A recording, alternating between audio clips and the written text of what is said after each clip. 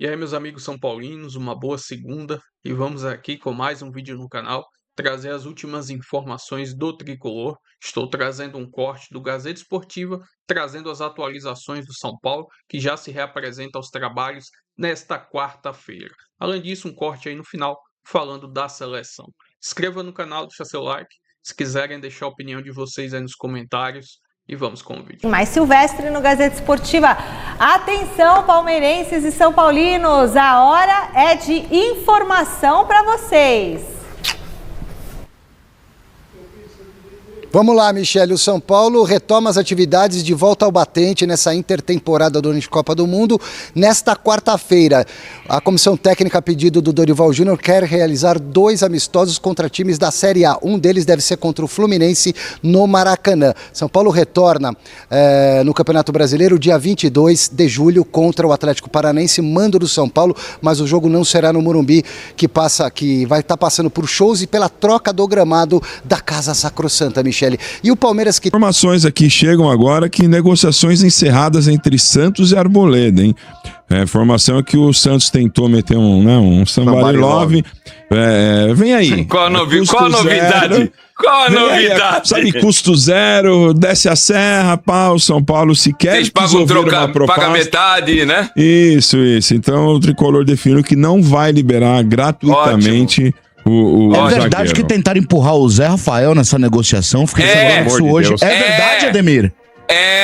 Meu Deus. São Paulo não aceitou, né? Mas é aquele cara que compra o carro de leilão, seu Bento, e depois tenta repassar. Olha, eu vou falar pra você. O documento tá travado, irmão.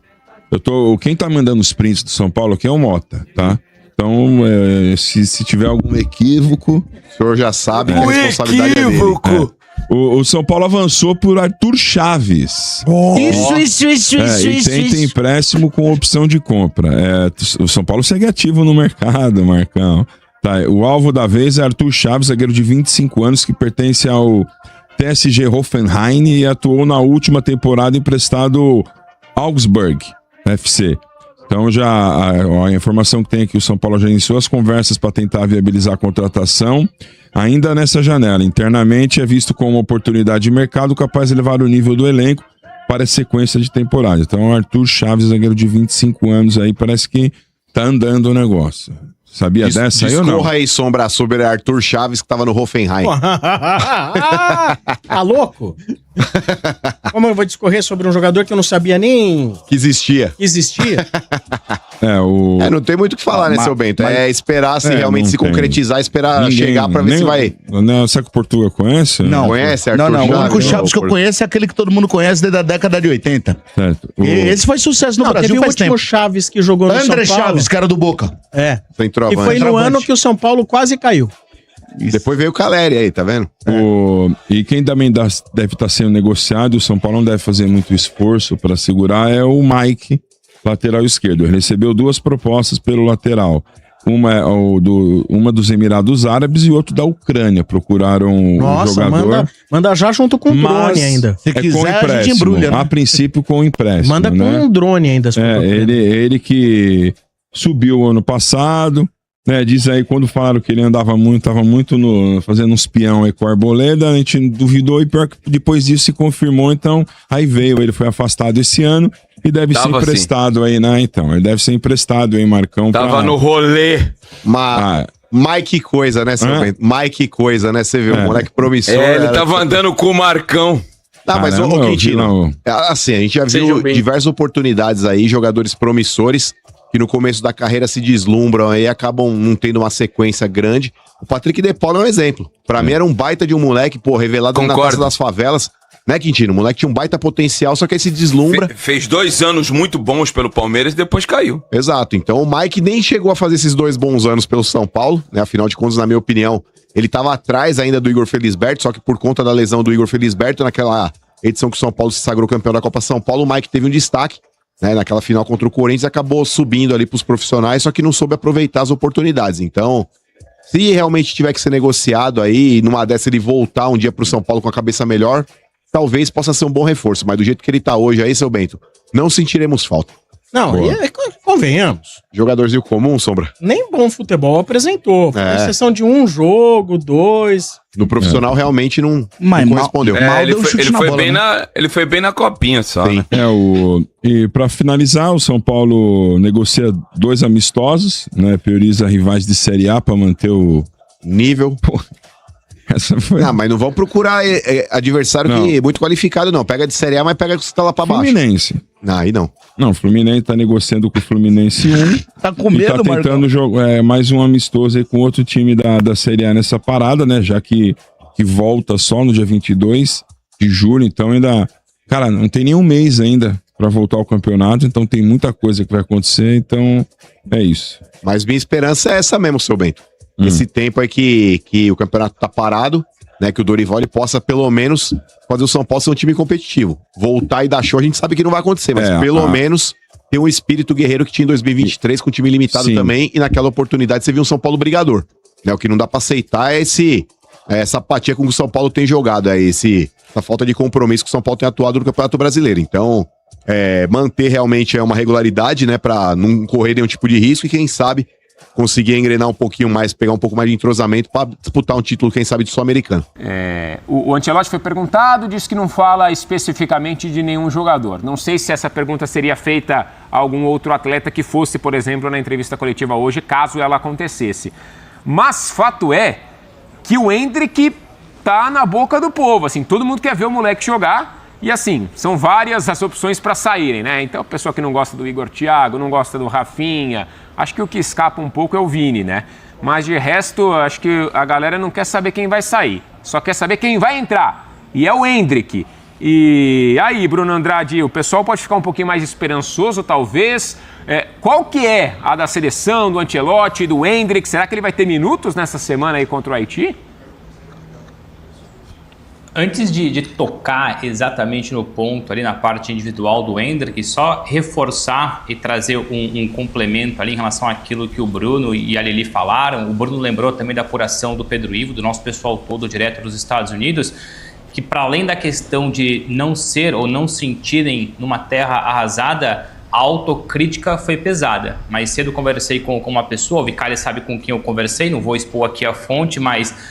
o sentimento lá dentro é que em relação à partida, sobretudo, evidentemente, de uma autocrítica muito grande, especialmente em relação à primeira parte. Os jogadores, a comissão técnica, enfim, as pessoas próximas ali da CBF sentiram que não foi o melhor jogo, então é aquela questão de entenderem também boa parte da crítica, não aquela crítica que para eles alguns os perseguem, etc, etc, pejorativos, etc, etc. Não, a crítica bem fundamentada, a crítica necessária e respeitosa, eles entenderam porque eles também se revêem nas atitudes e na forma como jogaram ou não jogaram contra Marrocos. Então não é sentimento de terra arrasada e há sim uma autocrítica. Eles perceberam, muitos deles, que o futebol tinha que ser melhor desenvolvido, especialmente no começo do jogo, que quando foi ali que Marrocos, não diria que dominou a partida, mas controlou sobretudo o meio-campo. E ainda antes de entrar no tema Endrick, claro que vai ser uma semana de treino, o Ancelotti pode querer testar e talvez teste uma coisa ou outra, mas o sentimento hoje, estou falando de hoje, segunda-feira, é que pouquíssimas alterações serão feitas. Até pode existir ali uma, talvez duas no máximo, mas não acreditem hoje que o Ancelotti vai mexer 4, 5, 6 peças para o jogo contra o Haiti. Porque a interpretação é básica, é lógica, eu acho que quem tem lá dentro também tem fora, que é o seguinte: se você mexe muito agora, você expõe os jogadores que saem. Você quase que os culpa pelo empate com Marrocos. Isso causa, evidentemente, um alvoroço, uma repercussão negativa, um clima um pouco ruim. E o Ancelotti é o típico treinador que prefere muito mais o clima positivo do que o negativo. Claro que todo mundo prefere, evidentemente, mas ele trabalha um pouco mais isso em relação aos outros treinadores. Então, sim, podemos, até deveremos ter ali, talvez então, 1 ou 2 alterações, mas mexidas grandes, significativas, elas não vão acontecer. Talvez aconteçam contra a Escócia, porque o sentimento é basicamente esse. Não vale a pena mexer muito agora, porque o Brasil, mesmo com o 11 que jogou contra Marrocos, tem condições de sobra de vencer e bem o Haiti. Aí você eleva a moral dos jogadores, você eleva a moral da equipe e com calma planeja alterações mais importantes contra a Escócia, que passa a ser o jogo mais importante. Então a leitura é essa, veremos aí os próximos dias, os próximos treinos, se o Ibanez vai para a reserva ou não, se o Casemiro vai para a reserva ou não, se o Igor Thiago vai para a reserva ou não. O Casemiro, e aqui lanço a carta Bruno Andrade, eu quase que aposto em quem bem entender que o Casemiro não vira reserva agora, talvez até possa ser reserva contra a Escócia, mas se ele tira o Casemiro agora contra o Haiti, ele praticamente mata, entre aspas, o Casemiro. Eu acho que isso não vai acontecer. Leituras de quem está lá dentro acompanhando, e eu, entre ontem e hoje, conversei ali para tentar entender um pouco mais. Sobre o Endrick, o que me explicaram é a opção dele de não ter jogado, no caso dele, Ancelotti, não ter jogado contra Marrocos foi exclusivamente questão tática e técnica. Não tem nada a ver com o clima. A gente pode e deve discutir, tentar entender um pouco mais, mas entre os jogadores o clima é muito bom. Pelo contrário, até me explicar, pelo contrário não, para reforçar, que eles sentem o Endrick agora nesse estágio de Copa do Mundo um jogador muito mais solto, um jogador muito mais presente, um jogador mais participativo, ou seja, muito mais ambientado com o clima seleção. Então não é porque o fulano não gosta do Endrick ou porque um grupinho X não gosta do Endrick. O Endrick não jogou contra Marrocos por opção exclusiva do treinador da comissão técnica, que entendeu que talvez o Endrick seja o último da fila, como tem dito o Vicari, ou porque o Endrick não treina bem, ou porque o Endrick não poderia entregar aquilo que outros poderiam entregar. Tanto é que, se existir uma mudança contra o Haiti no ataque, a minha questão aqui e a minha visão, também com um pouco de informação, é muito mais por Matheus Cunha do que propriamente para o Endrick. O Endrick, nesse trio aí de opções, Igor Thiago, Matheus Cunha e Endrick, o Endrick está de fato em último da fila, entre esses aí no caso. Ô Suman, primeiro assim, muito do que a gente observa aqui, acho que vai muito ao encontro do que o Bruno tem falado. Depois a gente pode falar até sobre essas possíveis mudanças, sobre Casemiro e tudo mais. Mas sobre o Endrick, primeiro, a gente tem acesso a 15 minutos no treino, né, Lili? E assim, aliás, antes disso, surgem muitas teorias, porque o Endrick tem outro patrocinador, porque não, gente, isso daí é maluquice, é teoria de conspiração, isso aí não existe, tá? Tanto que, desde que quando eu fiz o comentário e usei aí a expressão, né, que o Bruno lembrou agora do último da fila, não é de agora isso. Não é agora, o Ancelotti chegou, o Endrick perdeu espaço. Não, o Endrick ele enfrenta essa questão desde quando ele se tornou atleta profissional. No início era absolutamente compreensível porque ele tinha só 16 anos. Então era normal, isso acontece com todos os jogadores de você estar buscando um espaço. Talvez tenha demorado um pouco, mas depois, naturalmente, quando ele vira o jogo contra o Botafogo, aí não tinha como não deixá-lo mais fora da equipe. Então, assim, primeiro, essa questão de patrocínio e tal, isso daí não existe, tá? Com o Dorival, ele era o último da fila. No Real Madrid, ele foi o último da fila. Então, aí é essa questão, como entender, né?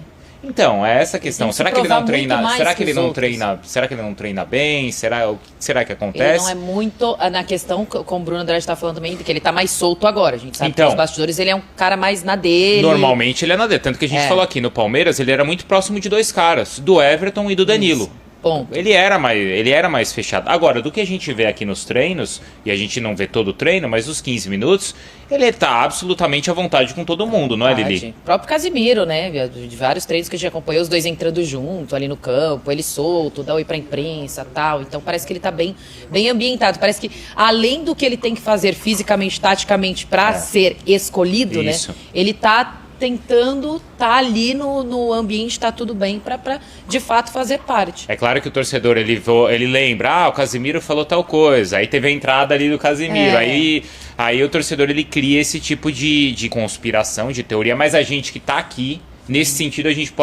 a gente observando vê que não é essa questão. Exatamente. São outras questões, e aí como o Bruno falou, questão... Tudo bem que pode ser tática, pode ser uma avaliação ali do treinador, mas também é natural que o torcedor peça a entrada do Endrick, e a gente também pede, por um simples motivo, porque quando ele entra, ele faz gol. Exatamente, ele dá a resposta, por isso que causa uma certa indignação por parte da torcida, porque o Brasil precisava fazer gols, e ele não foi a escolha para entrar no segundo tempo, para entrar nos últimos 15 minutos, enfim. É um cara que poderia fazer a diferença. E também é natural a entrada do Cunha, não é, Bruno Andrade e Suman? Porque o Cunha era o titular da equipe. Sim. Então também não faria muito sentido ele de repente para ser o último da fila. Então ele é o camisa 9 da seleção brasileira. Aí a gente pode discutir, e cabe aí para os nossos comentaristas, se ele entrou na posição correta, porque aí o Matheus Cunha com a camisa 9 entrou para marcar lateral. Entrou para fechar lado esquerdo. Então aí é uma outra discussão. E aí tá relacionado sim, na minha opinião, já usando a carta de novo. A última. Ao trabalho, ou as escolhas. Não, trabalho não, né? Mas as escolhas do Ancelotti pro jogo contra o Marrocos. O que o Bruno Andrade falou, Bruno Andrade, que essa questão do próximo jogo e de poucas mudanças. Se a gente olha num panorama geral, faz sentido porque você olha pro adversário, né? Com todo respeito ao Haiti, sempre quando veio com todo respeito, né? Mas assim, você imagina que será um jogo fácil. Aí você troca várias peças num jogo que aparentemente você espera que não que seja fácil, mas seja um jogo mais tranquilo, assim, né? E pro Brasil fazer saldo. Então, de repente, você troca e aí o Brasil, sei lá, 7-0, 5-0. Aí pronto, aquele é o time ideal. Isso. Não, porque é o time ideal, porque o Casimiro não pode mais jogar, porque o Rafinha não sei o quê, porque o Ibanez. Então faz sentido mesmo, Bruno, que você falou, porque é pro próprio jogador, né? Aí vem a pressão de fora e lá dentro de saber, ok, tô fora, foi goleada, o que será de mim no próximo jogo? Desmoraliza um pouco. Então esse é o trabalho do Ancelotti, né? É tático, mas também trabalhar um pouco o mental dos atletas. Porque aí, Bruno Andrade, vamos combinar assim, ó. Vou fazer uma mudança, eu vou, por exemplo, eu vou colocar o Luiz Henrique no time, vou tirar o Paquetá e colocar o Luiz Henrique no time porque o meu lado direito não funcionou. Até porque o Ancelotti escalou no começo do jogo o Paquetá na ponta direita. Não vai funcionar. Então vou colocar o Luiz Henrique. E o Matheus Cunha vai ser o cara que vai jogar. Essas são é fácil você explicar e justificar isso pro grupo. Você não tá queimando um jogador. Agora você, Casimiro, senta e o Fabinho vai jogar, aí você tá colocando na conta de um dos líderes do grupo e não sei se o Ancelotti faria isso. Vou trazer aqui agora uma breve matéria do GE.com falando de possíveis amistosos que o São Paulo fará antes da volta do Campeonato Brasileiro. Abre aspas, o São Paulo negocia a realização de 2 amistosos durante a pausa no calendário para a disputa da Copa do Mundo. A ideia é enfrentar equipes da Série A do Campeonato Brasileiro. Há negociações em andamento para um jogo contra a equipe do Fluminense no Maraca, com data prevista para 12 de julho. Os 2 clubes são patrocinados pela mesma empresa, Casa de Apostas, que pretende organizar o evento. Além do Fluminense, o clube pretende realizar mais um amistoso, ainda sem uma data definida, contra outra equipe da elite do futebol brasileiro. Como o Morumbi passa por reformas e ficará indisponível no período, a partida deverá ser disputada em outro local. A pausa é vista internamente como importante para a recuperação física do elenco. Neste ano, a temporada começou mais cedo e os jogadores tiveram pouco tempo de descanso. O primeiro jogo do São Paulo na temporada foi no dia 11 de janeiro, quando a equipe ainda era comandada pelo Hernan Crespo. O próximo jogo da equipe do São Paulo é diante do Atlético Paranaense pelo Campeonato Brasileiro, com data prevista para ser no dia 22 de julho.